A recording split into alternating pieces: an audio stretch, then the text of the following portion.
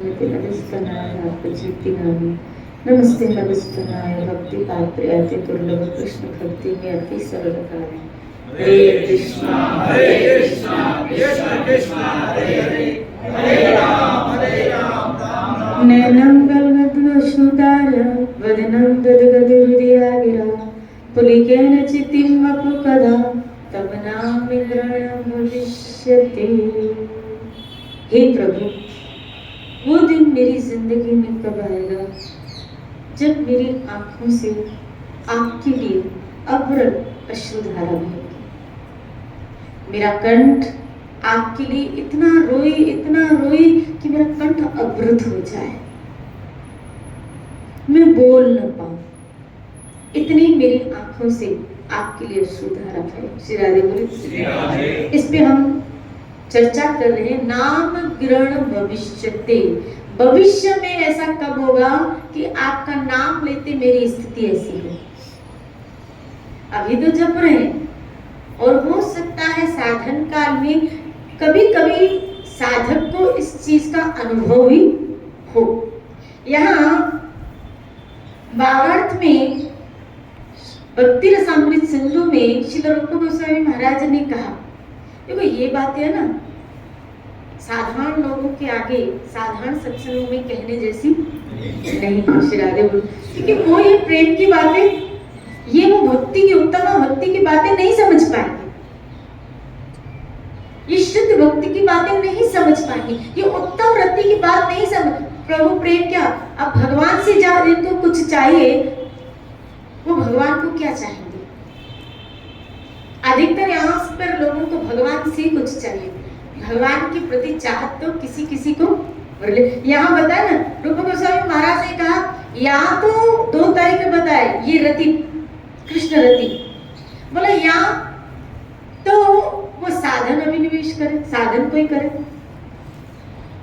पूर्व काल में कहीं साधु संग किया होगा तो यहाँ इस जन्म में कभी उसको साधन प्राप्त होता है, या फिर उसके ऊपर कृष्ण या किसी कृष्ण भक्त की कृपा हो जाए। श्री राधे बोले। अब कृष्ण भक्त तो समझ में आता है, लेकिन कृष्ण की कृपा। श्री राधे बोले। कृष्ण की साक्षात भाव से अनुग्रह करना साधारण प्रकट लीला में संभव हो सकता है।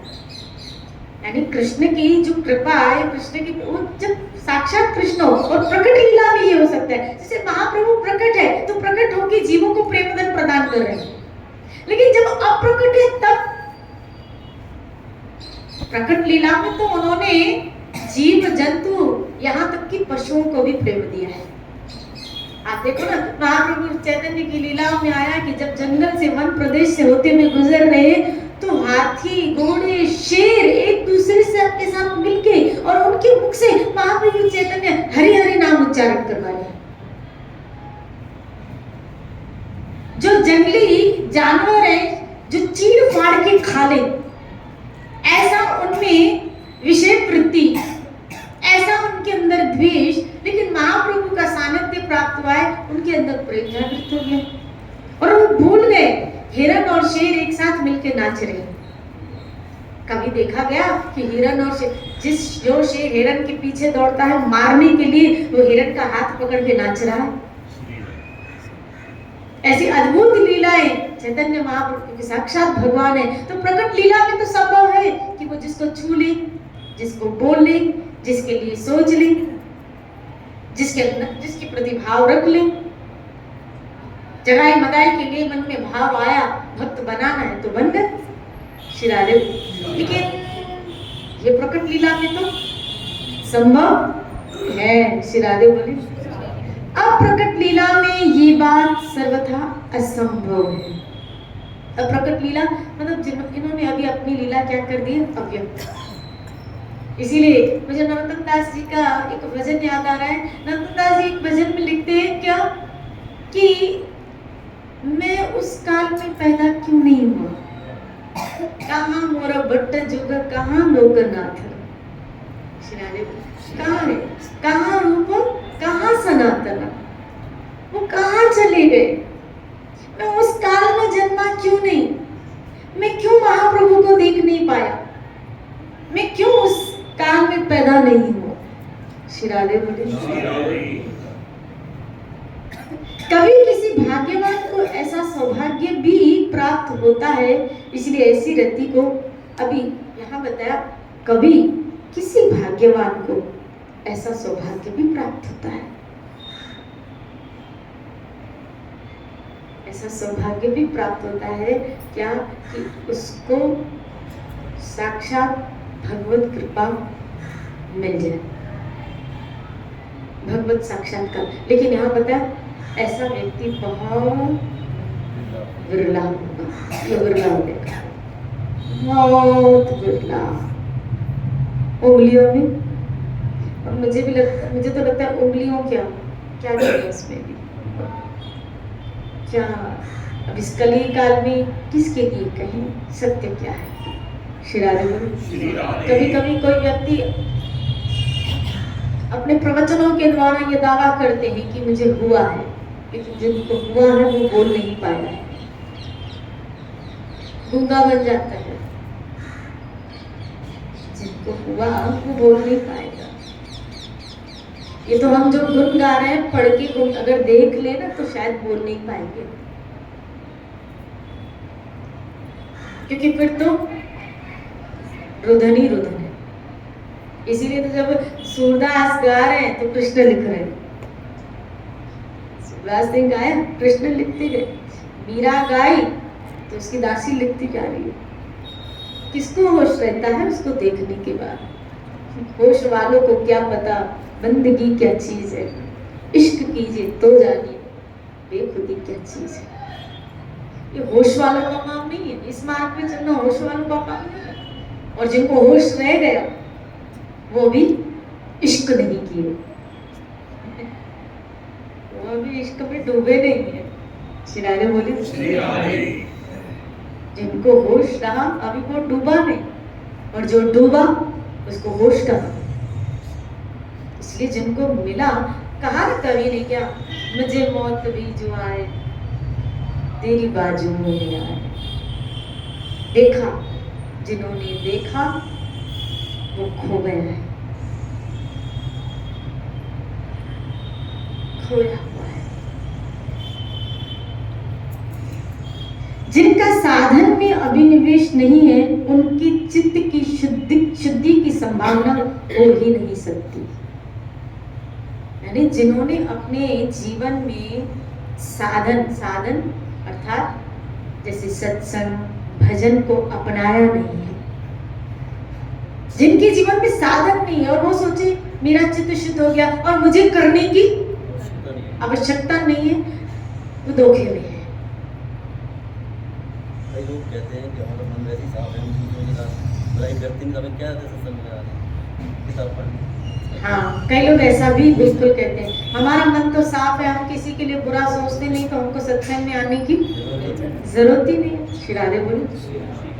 क्योंकि इनको लगता है सत्संग में जाने वाले जो सत्संग में जाते हैं ना उनका चित्त बहुत अशुद्ध होता है, वो पाप कर्म करने वाले होते हैं, और पाप कर्म से मुक्त होने के लिए सत्संग की करने की आवश्यकता है।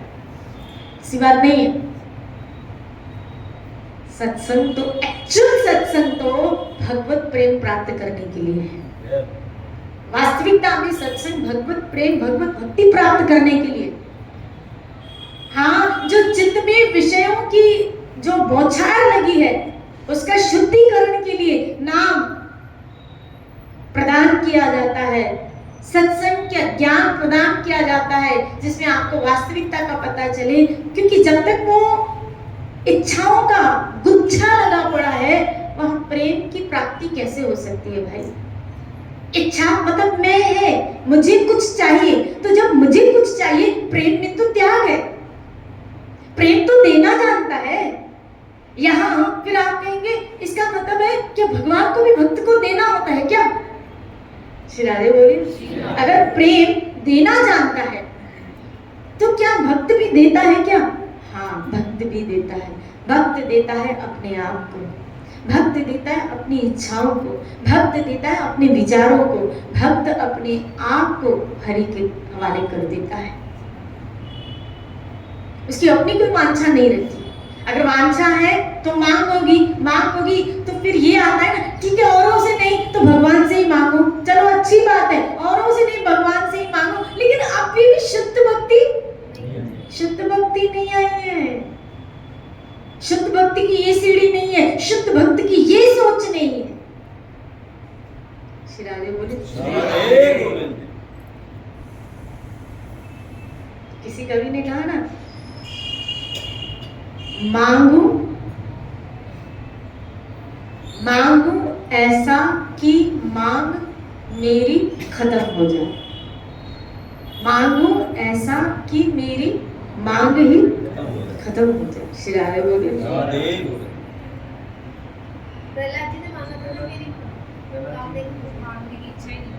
प्रहलाद जी ने तो कहा था क्या, बनिया समझाया क्या कि लेन देन करना, व्यापारी समझाया मुझे, ये व्यापारी का काम है प्रभु। डांट दिया था प्रहलाद ने। एक 5 वर्ष का बच्चा भगवान नरसिंह को डांट रहा है, जिस नरसिंह ने हिरण्यकशिपु को फाड़ दिया, जिस नरसिंह का नाम सुन के देख के लक्ष्मी भाग गई। बड़े बड़े देवता शिव ब्रह्मा आदि कंपित हो उठे जब भगवान का ऐसा डरावना स्वरूप देखा, वो कंपित हो उठे और वो बच्चा 5 वर्ष का डांट रहा है। कितने आश्चर्य की बात है कि प्रहलाद को बहने और डांट रहा। श्री राधे बोली। क्यों गुस्सा आया उस वक्त? क्योंकि प्रहलाद के मन में आया कि अब तक मेरे ठाकुर ने मुझे जाना नहीं, मुझे पहचाना नहीं। वो तो मेरे अंदर रहता है, वो जान नहीं पाया कि मैं उसकी आराधना, मैं उसकी उपासना क्यों कर रहा हूँ। ये मांग उसने रखी क्यों? क्योंकि वो मेरे अंदर बैठा है ना, नहीं जानता क्या कि मैंने उसको ही पाने के लिए उसकी भक्ति की थी, उसकी सेवा पाने के लिए उसकी भक्ति की थी, संसारिक भोग पाने के लिए मैंने भक्ति नहीं की थी। ध्रुव ने की थी, ध्रुव ने की थी, हालांकि उसकी मांग बाद में खत्म हो गई, लेकिन प्रहलाद ने नहीं की थी। प्रहलाद ने तो दर्शन की भी अभिलाषा नहीं रखी थी। प्रहलाद ने दर्शन की भी अभिलाषा नहीं रखी थी कि मुझे आके दर्शन दो। श्री राधे बोले। श्री राधे। और भगवान जब उसको कह रहे हैं कि मांगो मुझसे, तब प्रहलाद को दुख हुआ कि मेरा ठाकुर जिसको मैंने तन मन धन सब कुछ अर्पण कर चुका, वो अभी तक जान नहीं पाया कि मैं क्या चाहता हूँ। और मुझसे कह रहा है ओ तो सोनू वो याद रखो, कभी कभी भगवान अपने भक्त को प्रलोभन देकर टटोलता भी है, टटोलता भी है कि देखो वो क्या चाहता है।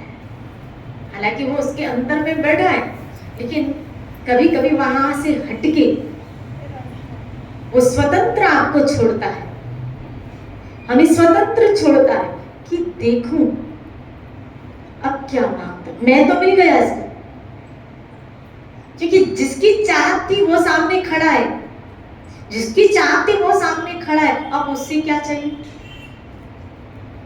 तो फिर भगवान ये चाहिए, ये चाहिए, ये चाहिए। श्री राधे बोले।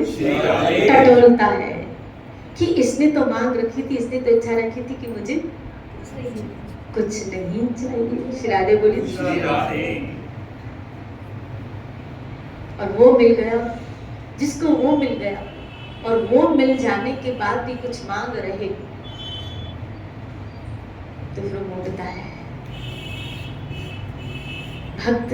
इनमें से कुछ यहाँ तभी तो कहा क्या, साधन करते करते चित्त का इसीलिए शुद्धिकरण होता है कि वहां से मांग खत्म हो जाए, इच्छा खत्म हो जाए और एक ही इच्छा बाकी रह जाए, मुझे हरि के अतिरिक्त कुछ, मेरा ये समझ जाए, मेरा ये बन जाए, मेरा ये काम बन जाए, मेरे घर के हालात सुधर जाए, मेरी स्थिति सुधर जाए, मेरा शरीर निरोगी हो जाए,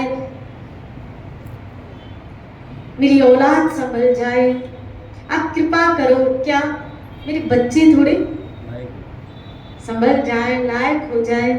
श्री राधे बोले। ये भक्ति की मांग नहीं। श्री राधे बोले। जोत दुआ, जो तुझे अच्छा लगे। मुझे बहुत रामायण का ये प्रकरण भरत मिलाप का, भरत का सुहाता है कि जब भरत भगवान को रिझाने के लिए, प्रभु श्री राम को रिझाने के लिए जब आता है, वापस ले जाने के लिए अयोध्या में, तर्क बहुत रखे थे भरत ने। अच्छा 14 बरस का वनवास है ना, बेटे को ही भोगना है ना, तो कोई भी बेटा भोगे तो आपकी जगह नहीं भोगूंगा। आप जाइए अयोध्या में क्या कीजिए, राज्य कीजिए और मैं भोग लूंगा। क्या तर्क, क्या उत्तर देते भगवान इसका। श्री राधे बोलो। आप सोचो जरा, विचार करो, अगर इस कली काल में किसी को प्रॉपर्टी मिल रही हो और उसके भाई को निकाला जा रहा है, उसकी प्रॉपर्टी मिल रही हो, तो खुश होता है ना कि मुझे तो क्या मिले। चलो इस कांटा, क्योंकि आजकल तो कांटा निकालने के लिए ये सब करते हैं। शिरारे बोलो। तो इसको तो पूरी प्रॉपर्टी मिल रही थी और केकई की जो बुद्धि थी वो तो यही सोच रही थी ना, 14 बरस में लक्ष्मण, ये भरत पूरी प्रजा को अपने कब्जे में कर देगा और जब राम आएगा तब तो प्रजा पूरी भरत के अंडर में हो जाए। धन्य है भरत जो राम के आगे जो उसने अपना समर्पण दिखाया, प्रभु श्री राम के आगे जो अपना समर्पण दिखाया। और उसके बाद भी जब प्रभु श्री राम नहीं माने हैं और जब कहा है भरत तुम जाओ और राज्य करो, मेरी आज्ञा है, लेकिन उसके बाद भी जो भरत ने किया, मुझे नहीं लगता है इतिहास में कोई कर पाएगा। इसलिए भरत कोई नहीं कर पाएगा कि पादुका ली है और राज सिंहासन पे रखी है और खुद साधु बन के अयोध्या में कहाँ पे रह रहा था, नंदीग्राम में रह रहा था। श्री राधे बोले। कंदमूल खाता था, जैसे प्रभु श्री राम खाते थे ऐसे खाता था। नहीं तो राजमहल में तो ठाठ थे उसके, लेकिन सारे ठाठ महल में रह के छोड़ना ये मुश्किल है। हाँ, महल में रह के छोड़ना, क्योंकि वन में रह के तो मिल ही नहीं रहा है, लेकिन महल में तो सब सुविधाएं हैं और वो छोड़ के कंदमूल को अपना। प्रेम सीखना है ना, प्रेम करना है ना, प्रेम गली अति साकड़ी जामे दो न समाए, यहाँ दो नहीं समा सकते। हमारी इच्छाएं और हम सोचे हम प्रेम करें, हमारी वांछाएं और हम सोचे प्रेम करें, हम हो और हम सोचे हमारा ठाकुर ना, ठाकुर यही तो काम करता है, घुसने के बाद हमको भी निकाल लेता है, खाली नहीं रहोगे तुम्हारे अंदर तू भी नहीं रहेगा। एक मियान में दो रह सकता है, तेरे अंदर घुसूंगा और तुझे भी निकाल, उस मैं को भी निकाल दूंगा और खाली मैं ही मैं रहूंगा। अर्थात तुम्हारे चित्त के अंदर मेरी ही सत्ता रहेगी, सिर्फ मैं ही छाया रहूंगा। और ये भाव और ये प्रेम भक्ति प्राप्त करने के लिए सत्संग है, हम इसलिए आते हैं। श्री राधे बोले। ये साधन हम जो कर रहे हैं वो उत्तम भक्ति को प्राप्त करने के लिए। ये सोचे कि चरित्र हमने कोई पाप किया नहीं तो हम सत्संग, हम ये करने थोड़ी, क्योंकि पुण्य कर्म शुद्धिकरण तो प्रारब्ध कर्म के अनुसार अच्छा स्वभाव इंसान को मिले तो अच्छे स्वभाव से वो अच्छे कर्म ही तो करेगा। और अगर वो कर रहा है तो खाली पुण्यों को इकट्ठे कर रहा है और पुण्य इकट्ठे हो रहे हैं उसको, तो वो उच्च लोकों में उसको लेके जाएंगे, जन लोक तप लोक आदि में चला जाएगा, लेकिन भगवत धाम तक तो नहीं जा पाएगा ना, ईश्वर के धाम तक नहीं पहुंच पाएगा। अच्छा बनना बहुत अच्छी बात है, लेकिन भक्त बनना मुश्किल है। श्री राधे बोले। अच्छा इंसान बनना ठीक है, अच्छी बात है। इसीलिए मैं हमेशा कहती हूँ सब सत्संग नहीं होती है, हर एक सत्संग आपको भक्त नहीं बनाएगी। सब सत्संग में सत्संग नहीं होती है जो कृष्ण के विषय आपको बताए। कृष्ण, इसीलिए तो कृष्ण कह रहे हैं गीता में क्या, उस गुरु को करो जो मेरे तत्व को जानता है। देखो कृष्ण ने कौन सा सत्संग रिकमेंडेड किया है, कौन सा गुरु रिकमेंडेड किया है, जो मेरे तत्व को जानता है। और मेरा तत्व समझाने में भागवत ने कहा क्या, जो उदाहरण देते हुए मेरी तत्व को समझाने में निपुण हो। उदाहरण देके मेरा तत्व समझाने में जो निपुण हो, यानी मेरे प्रति उस श्रद्धा को गाड़ दे, हमारी बुद्धि श्री कृष्ण भावना में स्थिर हो जाए। कृष्ण ने 18वें अध्याय में कहा, शायद 58वां श्लोक, मच्चित सर्व दुर्गाणि मत प्रसाद तरिष्यसि। अगर तुम मेरी भावना में रहे, श्री राधे बोले, उनकी भावना में रहने के लिए भी तो मेरी भावना, कृष्ण ने स्पष्ट कहा मेरी भावना में रहे तो बद्ध जीवन से पार हो पाओगे। मेरी भावना, ऐसा नहीं कहा इधर उधर इधर उधर इधर उधर इधर उधर ना अच्छे कर्म। हाँ ये कहा है गीता में, पुण्य कर्म तुझे स्वर्ग तक, पढ़ो गीता अच्छी तरह। श्री राधे बोले, पुण्य कर्म अर्जुन तुझे स्वर्ग तक। यहाँ तक कि गीता में कृष्ण ने अर्जुन को कहा, अर्जुन तुम क्षत्रिय हो, क्षत्रिय होने के नाते तुम्हारा युद्ध करना एक स्वभाव, और युद्ध करते तुम मर जाओगे तो कहाँ जाओगे, स्वर्ग। यानी क्षत्रिय के अनुसार, क्षत्रिय क्रिया के अनुसार अगर वो युद्ध करे, समझना, क्षत्रिय क्रिया के अनुसार अगर अर्जुन युद्ध करता तो स्वर्ग में जाता था। लेकिन अब अर्जुन ने क्षत्रिय बन के नहीं, कृष्ण भक्त बन के कृष्ण की आज्ञा से युद्ध किया, इसीलिए गोलोक गया। इसीलिए भगवत धाम में। श्री राधे बोलिए, बोलो ना श्री राधे।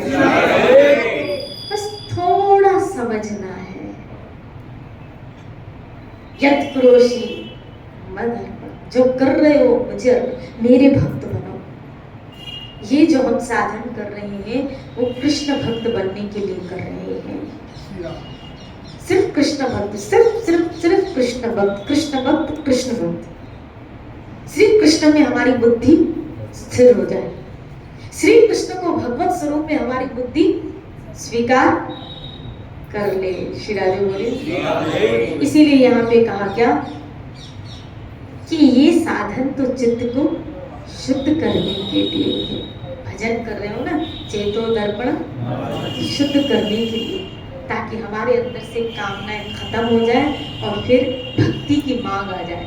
इसलिए कहा ऐसा कुछ मांगो फिर सारी मांगे खत्म हो जाए, और कुछ मांगने की जरूरत ही ना पड़े। कल इसी चर्चा को लेते हुए चलेंगे। खूब भजन करो, अपने जीवन को। जय जय